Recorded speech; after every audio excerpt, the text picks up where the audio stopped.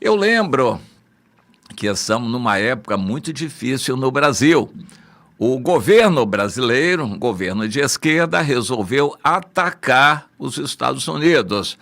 Os Estados Unidos reagiram, o pretexto foi aí essa situação do Bolsonaro, mas isso foi só o pretexto. Na verdade, a motivação é o BRICS, que é uma confrontação aos Estados Unidos. Os Estados Unidos receberam e disseram, então, vocês querem confrontar, nós vamos confrontar. E estabeleceram, para começar, um tarifaço de 50% sobre todos os produtos brasileiros que entram nos Estados Unidos. E vai começar essa semana. Não há mais o que fazer.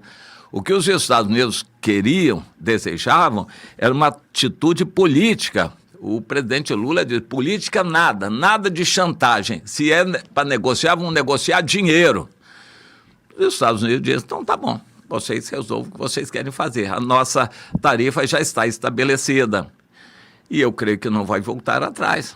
Sexta-feira, dia 1º de agosto, 50% sobre todos os produtos brasileiros.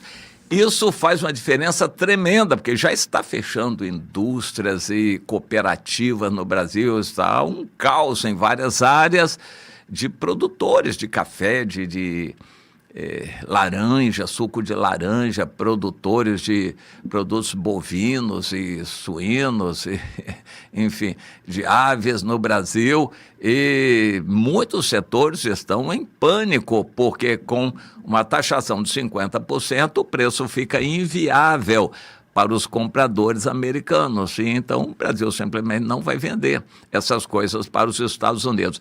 Tem alguém mais para quem vender? O mercado interno não tem dinheiro, não consegue absorver esses produtos. Vai vender para a China, o Brasil vai ter que se virar. Mudar essa situação não se muda mais.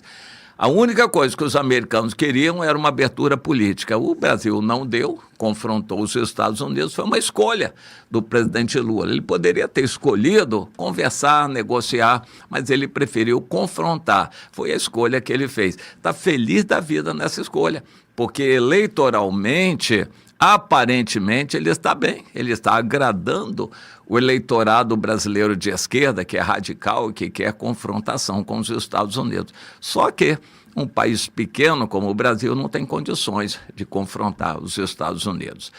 Eu recebi uma notícia, eu tinha curiosidade sobre isso, qual é a dívida externa do Brasil.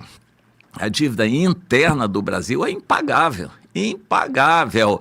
Ela está disparando a mais de 100 bilhões de reais por mês a dívida interna do Brasil. Mas é uma dívida em reais, pode continuar a ser empurrada. Os juros já estão astronômicos, 15% é muita coisa para uma inflação de 5%, então os juros reais de 10% é o melhor negócio do mundo, você investir em tesouro direto, enquanto o Brasil ainda está de pé.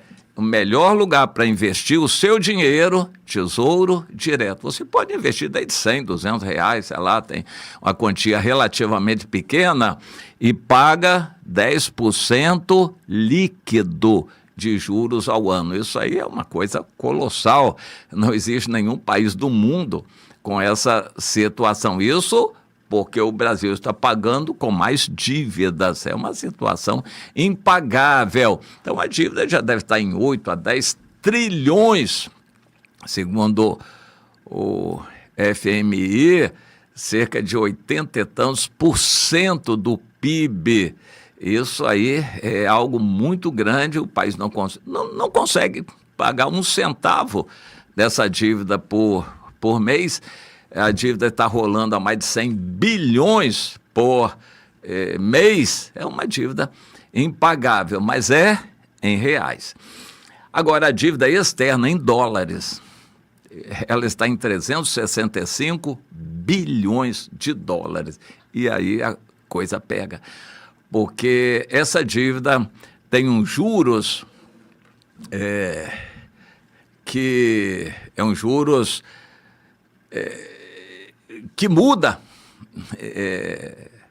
Esses juros vão mudando, os agentes econômicos mudam esses juros E o Brasil paga um spread, uma taxa de risco a mais desses juros. Então, é algo colossal e eles vão apertar o Brasil. E o Brasil precisa de exportar, de ter superávit em dólares. Agora o presidente não quer nem falar mais de dólar. Vai pagar essa dívida como? E eles vão arrochar. Através dessa dívida, eles vão apertar bastante o Brasil, que está em pânico, em desespero já na economia. E vai ter consequências muito maiores dessa atitude de agora. Economicamente, o Brasil vai ser sufocado. Isso num curto espaço de tempo. Essa vai ser a consequência principal. O presidente Lula quer, pelo menos, que as medidas paliativas durem até as próximas eleições, daqui a um ano. E ele quer se sair mais ou menos com as esquerdas nessa situação. Mas a composição do comitê eleitoral chamado TSE já mudou. Quem vai estar no comando das próximas eleições vai ser o ministro Cássio. O vice dele vai ser o radicalmente evangélico André Mendonça. Então, é mais difícil a gente imaginar uma eleição fraudada com esses ministros à frente da eleição. Então, vai ficar muito mais difícil para as esquerdas e para o presidente Lula. Mas ele está tentando ver se consegue ganhar tempo. Vai usar como trunfo essa reunião aí do G20 lá no Pará, em novembro. Nem sei se ela vai ser realizada, porque a situação do país, de agora por diante, vai ser bem complicada no contexto internacional. O presidente Lula está realmente em aperto, ele está realmente pensando no que vai fazer. Desde hoje até sexta-feira, são 4 dias que ele tem pela frente para completar o mês e ver o que vai fazer. Ele não vai esperar o dia 1º para decretar alguma coisa, ele tem que decretar antes, para entrar em vigor no dia 1º. Então, ele está realmente pensando, sem saber o que fazer, não tem alternativas. Ele se enveredou por um caminho eleitoreiro fácil, que, na verdade, vai trazer consequências sérias para ele e para o Brasil. Quem vai sofrer mais, é claro, é o país, não é ele. E, então, a gente se prepare para apertos. Preços de muitas coisas vão subir. Algumas coisas estão baixando agora, por exemplo, o café, o álcool, que os Estados Unidos não vão comprar, e suco de laranja tem que abaixar. Alguns produtos vão ter até que abaixar de preço aqui para nós, mas outros produtos importados, americanos e importados de outros países em dólares, esses preços vão aumentar certamente. E o Brasil, taxando esses produtos, vai aumentar o preço para nós. Muita coisa vai mudar no Brasil nos próximos dias.